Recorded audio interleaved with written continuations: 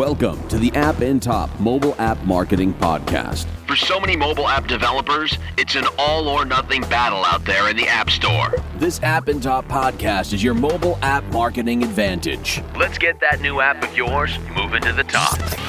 This is the AppInTop Mobile App Marketing Podcast. And now your host, Michael Bauer. Welcome everybody. Episode number 4 of the AppInTop Mobile App Marketing Podcast.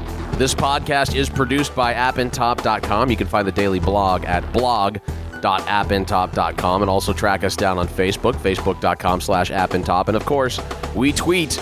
So check out our Twitter handle at AppInTop_com. Now, if you have an app, you, of course, want to make money and, of course, have as many eyes as possible seeing your app. One of the more popular ways to do that is with native ads. They're less intrusive. Studies indicate that users are more likely to interact with them than more traditional banner ads, and native ads revenues are estimated at $8 to $10 billion per year. The revenue success that Facebook saw as the pioneer in the native ads has found alternative companies developing their own native ad platforms, including our guest today. He's the director of product management at InMobi, a company investing $100 million over the next few years in their native ad platform. So he's going to keep himself busy. Please welcome Ashwin Venkatraman. How are you, sir? Hi, Michael. I'm good. Thanks. Thank you for taking the time to join us. It sounds like you're going to be busy as the company's investing that kind of money going forward. So let's dive into the mobile app advertising market here. And all mobile app traffic is concentrated in Facebook, Twitter, Instagram, those big social services. Where does your traffic come from? So, Michael, we are a network of mobile apps and publishers, which means we don't actually depend on just our own apps or our own properties for traffic. We work with about tens of thousands of app developers, and they constitute all the traffic that we have. And these are publishers who have probably hundreds of millions of downloads, really big apps who've got huge distribution worldwide, as well as new small indie developers who have just bursted in and they've got just a few thousand downloads. So you've got the entire spectrum of app developers and publishers. Wow. So there's quite a sea out there that you guys have to work with here. Absolutely. What we tend to think of this as, we truly are a democratic platform, right? So you could be a really big guy, you could be a really small guy, but you can still work with us and make sure that you're able to use our products and get the best value out of that. What distribution between your own traffic and traffic from these SSPs do you have? So majority of the traffic that we have is from our own publishers, which means these are developers or mobile websites which directly work with InMobi, have a relationship with us. They actually carry our InMobi SDK within their apps. It would say it's almost about 90% of our traffic comes from these sort of guys. We do work with SSPs, but that's not the biggest amount of our traffic. When we're talking about partnership, there are partnership programs with traffic arbitrage, and they offer significant volume of installs in a particular country. If so, where do they get their traffic? So a lot of these so-called traffic arbitrage or exchange or partnership programs tend to be happening in very emerging markets. Mm-hmm.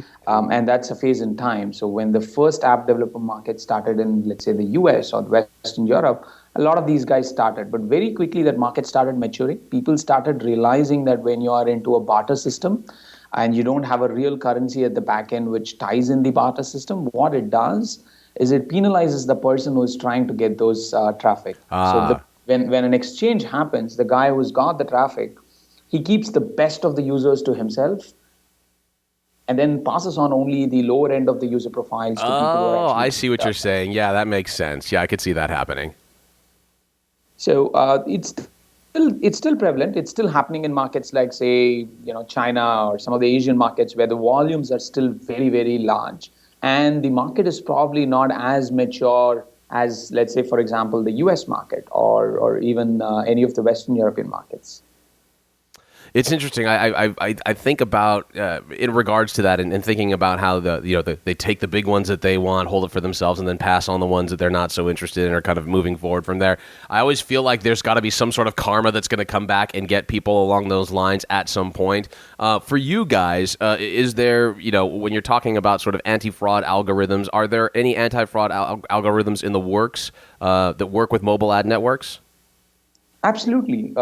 At a very generic level, I would say every ad network needs to be focused on making sure the network is clean and that they're able to maintain and sort of grow the trust that advertisers place in them. Yes. We at InMobi sort of take this really, really seriously, right? So we make sure that we have very sophisticated fraud detection algorithms for everything from validating ad requests that come to us, validating every ad impression that we have served, validating every click that gets reported back to us, and sometimes go all the way down to make sure that the downstream conversions that are being reported or tracked are valid as well. So we sort of validate and clean out and catch fraud at every one of these steps. I feel like you have to, especially in the case of native ads, where I feel like it could be, from the user's standpoint, it could be just a click of a difference between friend and fraud based upon what you end up getting on the other side of that click. No, absolutely. So a lot of advertising is, if you look at why digital advertising is not getting its absolute true share. I mean, all of us spend majority of our time on mobile phones, but the shift of dollars is not exactly mirroring that. One of the primary reasons is that advertisers, especially large traditional brand advertisers, are really questioning whether the effectiveness is there. And native ads are really an answer to that, to make sure that we give the right kind of user experience, you reduce all the accidental or unintended interactions that are driven, and remove all the fraud that might be systemic or being committed by publishers, and make sure that the quality of every dollar that you spend on the native advertising platform is actually delivering the value it should. He is Ashwin Venkatraman. He is the Director of Product Management at InMobi. He's joining us here on the podcast. What do you think about ads based in the CPI model? Is it at all viable? Again, I'll tie this back to your earlier question about partnerships and arbitrage, right? Early economies, a lot of people don't want to take the risk of making sure they're able to invest marketing spends and optimize for ROI. So pure CPI model, there are two problems when you go down that path. One, you are actually making, as an advertiser, you're making a call that every install you get is exact same value. Which means you're saying that every user that you would potentially get has the exact same value for you, which is really, really not the case, right? Like very rarely would that be the case. Right. Which means some of the users, you're actually not paying the right price, maybe higher, maybe lower. The second problem is that almost all of the risk in making sure the ad spend that you put is generating the return that you expect is being passed on to the ad network or the publisher, which means advertisers don't have a scope or a need to make sure they are optimizing their campaign, trying out new messaging, trying out new creatives, trying out different targeting of users, and finding out that right balance or mix of what really works.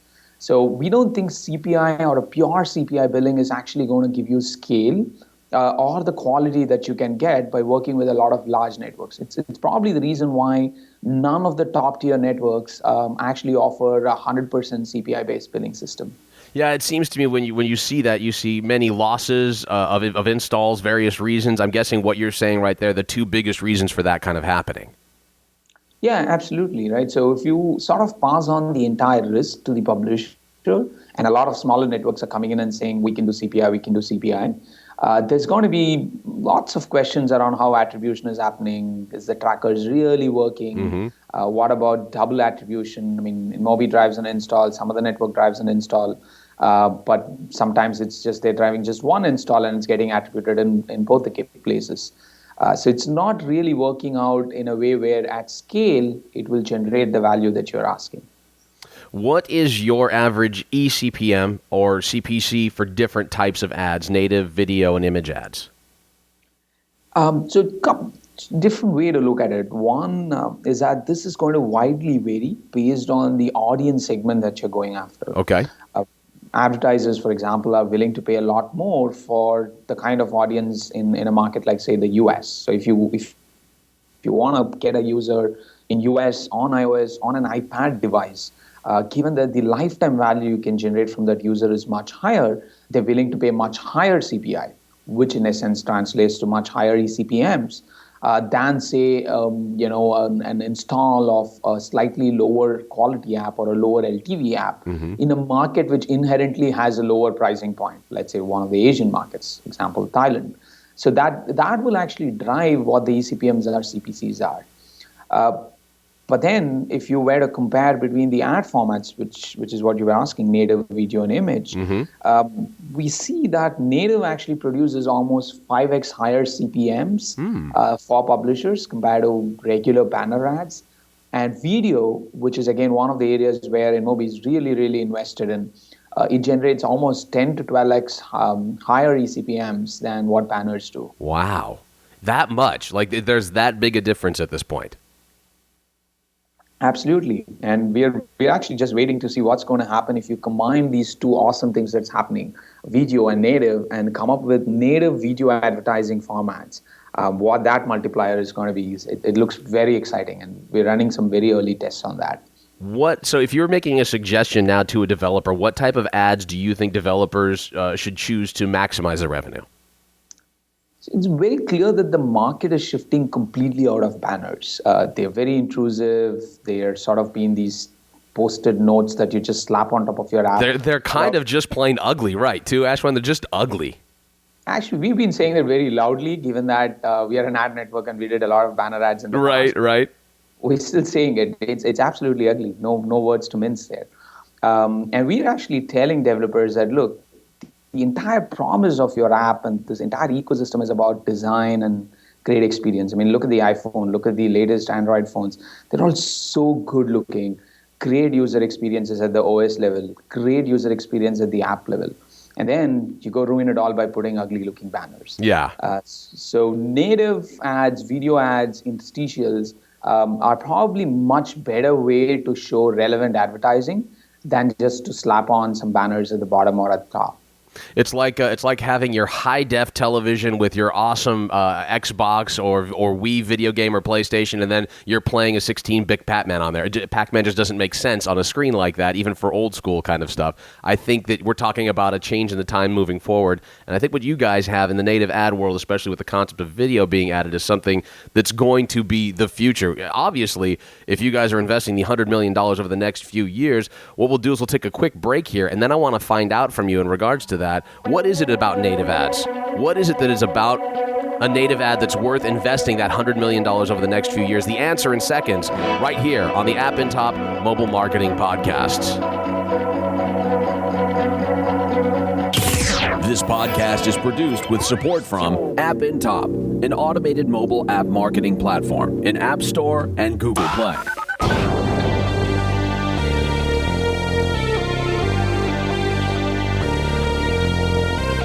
This is the AppInTop Mobile App Marketing Podcast. I'm Mike Bauer, your host. His company, InMobi, is planning on throwing some serious dollars at native ads. He is Ashwin Venkatraman. I messed it up there, Ashwin. Let me give it another shot here. Ashwin Venkatraman, Director of Product Management and the man in charge of the native ads platform product. So let's talk about those native ads. Why are you guys actively promoting it, Ashwin? So if you take a step back and sort of tend to look at, connect the dots at what's happened over the last few years, every time a new medium of communication comes in, people generally start with what has worked for a different medium. So when first televisions came in, the first kind of ads that people ran on them were actually just static-looking newspaper ads with radio jingles, right? And then somebody suddenly realized, hey, look, that's not native enough to the TV as a format. We should probably be running video ads. And boom, overnight you started building a $100 billion industry. And it's never looked back after that. Nobody runs static ads on TV anymore. Similarly, when PCs came up, the first thing people did was to just try and take the print ads, put them on it, not really growing. Right. Somebody figured out that you can make them interactive. And boom, you've got like $100 billion on digital now. Mobile has gone through the exact same evolution. The first set of ads that people put on mobile were exactly the PC ads. Took those big banners from those really huge PC screens, put them on a very small, intimate experience like mobile, where you're actually touching and feeling the ad. Yeah. It's not really cost what the shift should be. And that's where native ads comes in. We actually believe that building a mobile-specific native format is what is really required to make mobile advertising where it needs to be. And that's why we are committed to investing heavily in making sure we are at the forefront of driving that innovation.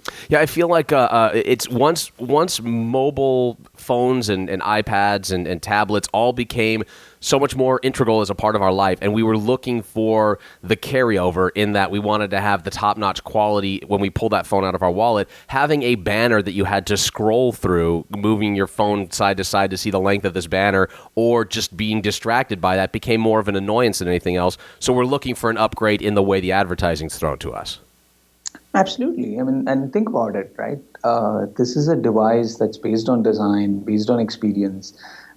You're going to touch and feel it. You've never interacted with the medium. Probably the print newspapers were something that you touch and felt, but you look at all the consumption that people have done over the last 20 years, primarily TV and primarily digital in the last 15 years through the PCs and the internet.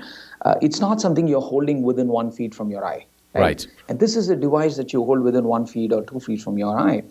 And it's personal. It's very personal. Really personal, right? And it's really personal. You need to make sure that the ad experience is in context, it's seamlessly integrated with what people are trying to consume, and it really doesn't get in the way of the consumption of content that you're doing. With that, Ashwin, I'm curious, is it, when you look at the native ads, and A, I guess the first part of that question is, does it lead to more installations going forward? But B, would that be a byproduct of just, taking a look at old horrible banners and going, I can't believe those people are still running that? What are we talking about, a tripod account right now? Or is it the outdatedness that's kind of driving people away and they're looking for something new, thus the native ads? Or is it really honestly a whole new experience because it kind of looks like content? I think it's actually the whole new experience bit which is driving the shift. Sure, you can get a few conversations going because some people are frustrated with banners, but at the end of the day, consumers really will make a decision only if it makes sense to them. And when we run native advertising units, we see, for example, the kind of app development campaigns that we are running on native, we see about 3 to 4x better conversion rates, and sometimes as high as 5x better conversion rates. And they're happening because people are actually interacting with the ads that they find relevant, right? So they're seeing these ads in content. It's not obtrusive. They've sort of gone through the content. They're probably going to jump out from the content, and then you show a very relevant ad. Right. They're like, hey, this looks good. Let me check it out. And then the conversion rates, boom, go up like 5x. Yeah. I think it's such a, you would think that there wouldn't have to be a room full of people thinking about this and talking about this, but the legitimacy is that that's exactly what needs to happen going forward here, not just with the advertising world, but as you start to look deeper into what's going on in the mobile world in general. But in regards to the video ads you were talking about, and with the fact that InMobi is going to be putting $100 million towards this, in the video ad world, if we're talking about a developer who's thinking about putting that kind of an ad together, what do you think makes up a really good selling video? What characteristics, what are things that people need to have at this point? I'm sure that will develop and change and grow, but at this point, what is key to having a good video ad in a native ad? So a lot of consumption mobile is actually bite-sized, right? It's like snack content. It's not like dinner time. You don't sit down, make a plan, eat a big meal. It's really like snacking content. You're just taking a few bites out, which is something that developers need to follow when they create engaging video ads. Make it really short, make it catchy, make it bite-sized. Typically, we have seen best performance from video, which is between 15 to 20 seconds. It's really, really short videos. Clearly explain what your app is about. You've got 15 seconds, people are engaged, they're watching it, and just think that people are actually looking at your actual app itself and tell them what your app is all about. Show them examples of how your app is going to behave as people use them over time. So if you're a social game, don't show them the first level of your game. Show them more interesting levels of your game. Tell them how the journey of a user in your game is going to grow. And similarly, you can do that for any kind of app. Show them all the features. Show them the experience that they would get. And that's where video is a great way to tell that story. And I think the important part there, at least for me, I can't tell you how many times I get annoyed when I get a commercial that's going for 30 seconds, or when I'm at YouTube and they're like, you can alter your commercial in 35 seconds. I go, I don't have that kind of time. I haven't pulled out my phone in order to sit there for the next 35, 40 seconds. I think the key for what you just said there, too, is make it brief, get everything you need to in that brief period of time, but make it brief overall. And it's perfectly fine to make sure that you actually try out like 5 different messages. It's perfectly fine. Right? So start with one, run it, see how it performs, keep tuning it. One of the cool things you can do with a lot of very data-driven advertising that a lot of networks offer, and what InMobi actually offers really, really well, is about retargeting, which means you can retarget people who have seen the first story of your video, for example, or the first episode of your video, and after a week, show them a different episode of your video, or show them the more advanced levels of your game. Use a different kind of video messaging to reactivate people who have actually seen or used your app but are not so engaged right now. Yes. So use retargeting, use right kind of video messaging, and that's the way to engage with the user. Ashwin, let's talk about App Publish. What can this platform do, and where is your interest within it? So AppInTop is a distribution platform that InMobi sort of built based on one of the acquisitions we had done in the past. And what AppInTop does, it makes Android app distribution easy to the hundreds of stores that are available outside of Google Play. Google Play, as you know, is the store that Google owns and controls as a part of the Android experience. But there are a whole bunch of app stores which exist outside. App stores driven by carriers, app stores in market like China, where there is no Google Play distribution, but you've got like 1.5 billion users and maybe like 500 million devices of Android over the next couple of years. And that's what App Publish does. We are integrated with about 150, 160 plus app stores. You use our platform to put your app once and then distribute it, and then it just goes and sits in all these app stores, and you get feed distribution from them. That sounds fantastic. And you said about anywhere between 150, 160 app stores, you're saying, at this point? It's about, I think it's actually slightly higher than 160, in fact. That's fantastic. Let's look at your traffic from the geographic standpoint. What is the breakdown by region and country? We are actually fairly global in the way our ad network traffic is distributed. We're about a third Asia, a third Europe, and a third in the North America market. We're actually number one in China, number 1 or 2 in Korea. So in a lot of these emerging or sort of the most advanced Asian mobile markets, we're really, really big. Like we're number 1 or number 2 in India, among the top 3, 4 in Japan. North America, again, we are in the top 3. In Europe, we are number 1 in a few of these markets like UK and France and some of these markets. So we're fairly well distributed and fairly global in the way our traffic looks like. So there's not one particular that seems to stand out at you, very well spread out over the entire world.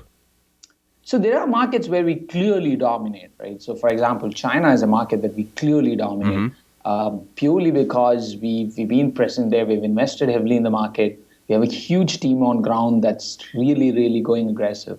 And China has its own intricacies in terms of how you can get in, how you can build a business and all of that. And that's where a lot of global companies find it really, really hard. We are probably one of the very few global companies which has managed to crack it in the advertising space, go and build a business there. So we're fairly big in those markets. Again, a lot of markets in Western Europe and US have a lot of competition. So you're right there in the top, but then I wouldn't clearly say these are very, very big gaps between us and the next player. Gotcha. That makes absolute sense. What is your percentage of mistypes, and how do you deal with it? So what can you just clarify that mistypes bit? Yeah, I think in regards to what they're talking about in regards to that is the I guess in regards to the ad itself, people, the possibility of the fraud concern, people either mistyping, hitting the advertisement, getting to the place they weren't planning on getting to. Got it. So I would say the general digital advertising rates, again, it's very hard to actually fix that number, but I would assume anywhere between 20%, 10 to 20% would probably be unintended or, invalid clicks. You sort of catch them with pretty interesting fraud algorithms. You catch them by doing actually very good creative innovation. Like one of the things that we do is we started putting in very explicit frames around our advertising when we do interstitials. So interstitials are full screen ad units which take up the entire screen. And we realized that if you put a full screen ad unit, there's not even like a really small space for your finger to touch the screen and not want to click the ad. Right. So we started reducing it. We made it 80%. We put a clear frame. We started animating the way the ad enters the screen. So the user knows the game has stopped. Here's an ad that has come in. The game is still paused in the background because we use 80%. The other 20% area is transparent. You can see that the game has paused in the back end. Gotcha. So you're not going to keep clicking the ad hoping that it goes away. which is what a lot of people did when they started interstitials. And the way we build these native-looking interstitials is exactly to solve that point. And boom, we're seeing like 30% better CTR, 30% better conversion rates, purely because we're able to make the experience better. Yeah, I think that I can't tell you how annoyed I've been with the other, where the full screen takes up, and I'm like, wait, I was in the middle of my game, and trying to shut it down, you can't see the little circle with the X to close it down. It becomes so frustrating that you just decide at that point, I'm done. I'll go to listen to a couple of iTunes or something else before I get off the train, but it is so frustrating to have that level. I like the concept that you've got there, where you keep the transparency. I can see the game's held in the back. There's no reason for me to be concerned, like I can't get back to my game at this point. And that's again native, right? So the way we started doing these for game developers is to say, look, let's start using characters from your game to present ads. Yes. So we have one of the largest word games, which is a word building game, like a crossword Scrabble kind of a game. And what they do is they actually use those word tiles at the top of every ad that we show, which says, this game is made free by, and then it shows the ad. So that you as a user know exactly why we're showing the ad. We're showing an ad. And you also know that you are still in the game because the word tiles are exactly from the game. So they all look exactly like the game. It's almost like you've done a very native product placement for an ad within the game. All right, Ashwin, I'm going to ask you to do me a real big favor, and that is wherever it is in your office, perhaps one of the drawers, file cabinet, behind the water cooler, I'm going to ask you to dig up and bring out your crystal ball. We're going to have you take a look at the future, my friend. What the future holds for native ads, what's missing, and what we can all look forward to down the road as the man behind them for InMobi suggests learning more about them as well. It's just seconds away here on the AppInTop podcast. This podcast is produced with support from AppInTop, an automated mobile app marketing platform in App Store and Google Play.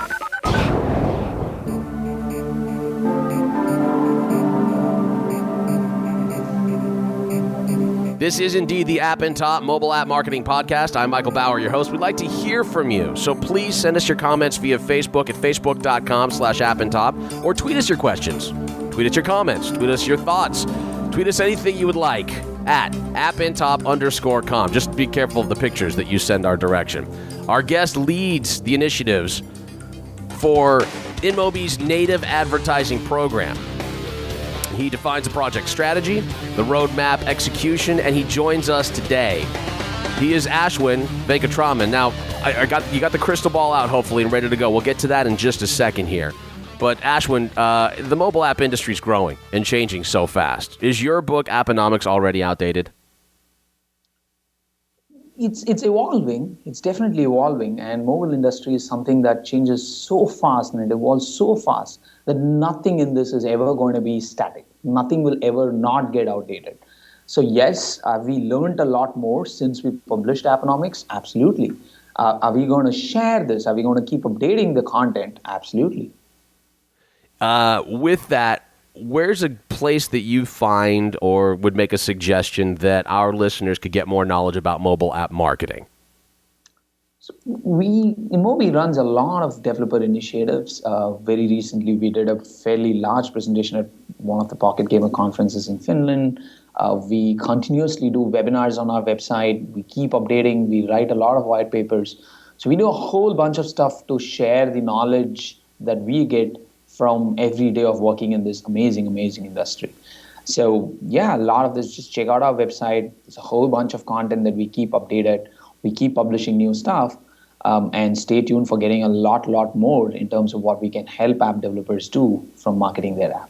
Ashwin, can you give me an example of a moment in this case where we're talking about just how fluid things are and how quickly things can change in the mobile app marketing world? One situation where you walked into a normal day of work for yourself, sat down and went, wow, that's already changed? It's a lot of that. I mean, it tends to happen way more frequently just one day. Like between the time you got your coffee and started sipping it, there was actually an entire new change by that point. Yeah, so let me give you an example, right? So the app ecosystem is largely governed by the two horse race, Apple and Android, and they sort of set the rules, they lay the roads, it's their signals and their traffic cops all the way. So Apple recently announced that you can't run rewarded video ads. You can't run video ads where people watch them and click them and then they get coins or in-app currencies. Overnight, boom, a lot of businesses built only on the back of serving rewarded video ads are now in existential questions. So suddenly, if you are looking to build a business, my biggest learning from that is don't try to build it in one very, very small loophole or niche that's available right now, because boom, they can get shut down any day. Fairly large players who are adding fundamental value don't get affected. But if you're one of those guys who's just finding this really small loophole and trying to do it, it gets shut down immediately. So that's one example of you coming in and within half an hour you realize a whole industry or a sort of a whole segment of ad networks have just been shut down and put out of business because Apple or Google changed their policies. And I think this has happened like every few months. I think that's interesting too, because now you've given us two good tips, which are both kind of seemingly similar in that you don't just need to be so myopic or focused on one little area in what you're doing. You know, if you're going to put together some video stuff, come up with 5 different videos that you're going to use, or possibly even more as a possibility to see which one might work for the people who are playing the game, the users. And then also in this case, don't focus the ability to generate revenue just on one portion of gameplay. Open up the door to many other areas, and that's going to be a possible beneficiary down the road for you in cases like this where things are changing every single day. Absolutely. And it's while there is no one-size-fits-all approach to picking your advertising or your monetization strategy, it always helps to keep your options open. It always helps to work with players who can give you choice, who can give you that, hey, I have a product 1, product 2, product 3. You can use them as a combination to figure out which really works for you. And that way you hedge your risk against changing ecosystem, changing rules, changing policies that actually happen fairly frequently in the space. Now, you mentioned the communication that Apple sent out in regards to the video ads and whatnot. What do you think the biggest challenge is right now facing native ads? Native ads is very, very early on mobile, right? It's just starting to happen. Yes, a few owned and operated properties have started running it, like Facebook, it's their own app, they can do whatever they want. So they started with native ads on it, and you can see where they are. So a lot of these guys who started native ads just did it at their own property. The real challenge is to truly democratize it and offer it to every developer. So the problem with building native ads today, which any developer can do, I mean, you built an app, how difficult can it be for you to build a native ad? Right. The problem is not designing it. The problem is making sure that you can actually go and convince every single advertiser to give you native-looking assets, which can fit in your native ad slot, if you will. Imagine there are a million apps on each of the store, and if each of these guys come up with their own format, go and talk to the thousands of advertisers and say each of you need to give it, the possible combinations of native ads are like a billion. Oh, yeah. And that's never going to happen. Like, advertising runs on standards. Nobody is going to keep creating custom-looking ad units or creators for every single app developer as a publisher. That's where native advertising platforms come in. And we are actually investing in that space heavily to make sure that we give the tools and the technology to allow any publisher, big or small, to create ad experiences which are completely customized and native while still being standardized enough to make sure that you can access a whole bunch of demand, be it app developers, brands, programmatic, e-commerce. All of these demands can actually run on your inventory. It's interesting. It literally becomes that bridge building portion of this because it's so new. Where you're saying, listen, we'll help you figure out how to create that custom work, but not at the expense of the advertiser going, I've got to create all this custom work. Like, let's kind of find a place, a hub, if you will, that we can all meet together and help each other out. Absolutely, right. So the entire advertising space for networks are really two-sided marketplaces. So you can't just build one side of it and hope the other side will just catch up. There's inherent inertia on both sides, and that's where players like us come in, where we build the platform which bridges the two.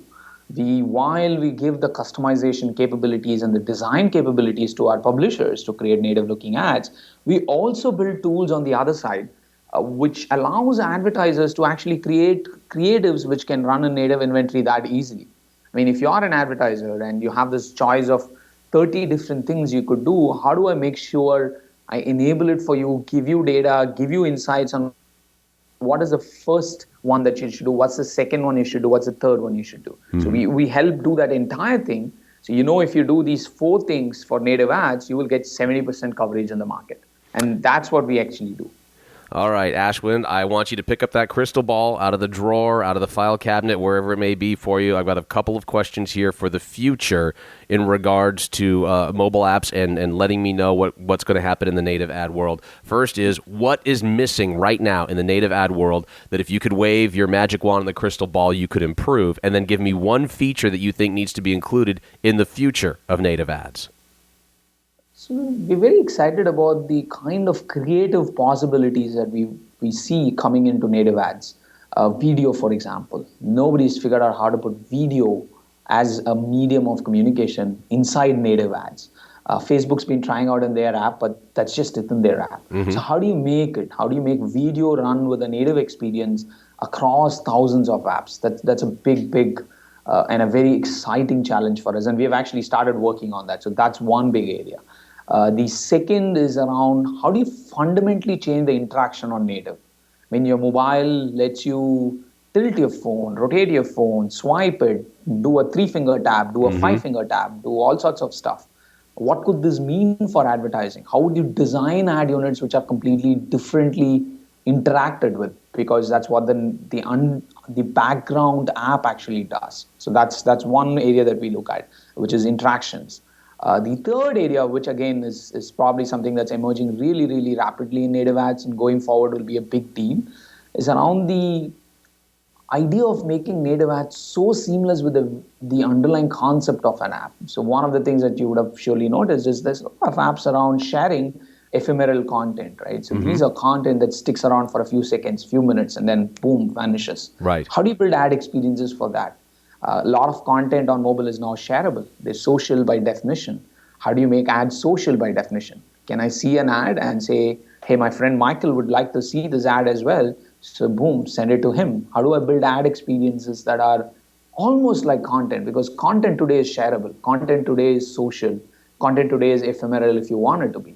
How do you make sure that ads also follow those same sort of physics rules, if you will, to be shareable, to be social, to be ephemeral, and really build those experiences. And I don't think that that's a far stretch in the slightest when you think about, and specifically here in the U.S., not only do we have countdowns until the commercials at the Super Bowl, right? Not only do we have that, we have television shows of, America's 50 funniest commercials. We've got hosts that go and do those shows. We love, today from a friend, I got a video sent to me that was a commercial for a company that was funny. If it's creative and there's good content within it and it's relatable, then absolutely it should be shared. And if there's a way that you guys can figure out how to do that, that would be fantastic. Yeah, absolutely. I mean, that's really where mobile advertising and native mobile advertising is really going to move towards, right? And it's, as I said, it's really very early days. The focus has largely been in the last few months around getting the experience right, making the visual experience right, the interaction experience and the underlying behavioral experiences to make the ad really native are just starting to emerge. And within 3 months, 6 months, you will see that will be the big deal, and then something else will come in. So that's what keeps us all excited about this industry, right? That's why we do what we do in this industry, because we actually don't know, no one has a clue what's the next big thing in the next 6 months. It's there's a certain part of it that's watching dreams come true, and something that you thought about just as an idea actually happen and function and work correctly is such a brilliant part of what this business is all about. Ashwin, thank you so much for taking the time to sit down and talk with us about this. We appreciate it. Thank you, Michael. And thank you, Ashwin Venkatraman, for letting us pick your brain for 40 straight minutes. He's the Director of Product Management at InMobi, and if there's a company that's investing $100 million over the next few years in their native ad platform, you better believe they're planning on spending some time to do it 100% correct. Thank you, Ashwin. We appreciate it. And thank you guys very much. This has been the AppInTop Mobile App Marketing Podcast. Finally, I invite you to visit our daily blog at blog.appintop.com. You can find all this great information and much, much more every single day. Blog.appintop.com. Until next time, I'm Mike Bauer. See ya. The AppInTop Mobile App Marketing Podcast is produced by AppInTop.com.